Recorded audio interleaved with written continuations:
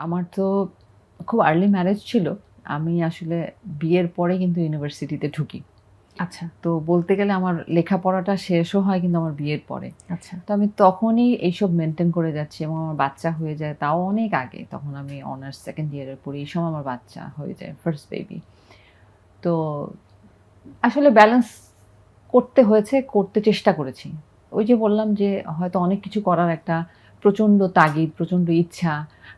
কোনো কিছুতেই না এইটুকুতে আছি, এইটুকুই আমি স্যাটিসফাইড না, সেটা করলে হবে না। আমাকে আরেকটু কিছু করতে হবে।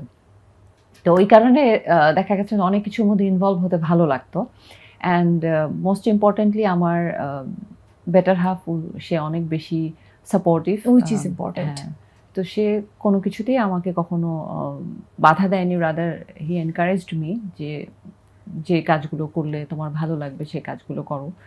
তো সেই জন্য হয়তো সব মাধ্যমে কাজ করতে পেরেছি। যেহেতু কোনো ধরনের আ প্রবলেম আসেনি। রাদার আমি বলব আমার বাবা-মাই কিন্তু সবসময় কনজারভেটিভ ছিল বা আমার ফ্যামিলির লোকজন অনেক বেশি কনজারভেটিভ ছিল। তারা সবকিছুতে আমাকে বাধা দিত। এটা করা যাবে না, সেটা করা যাবে না। তাহলে মানে আমরা যে সবসময় বলি যে একজন সফল পুরুষের পেছনে একজন সফল নারী, সফল নারীর পেছনেও আসলে একজন সফল পুরুষ পুরুষ থাকে। থাকেন। থাকে। হ্যাঁ,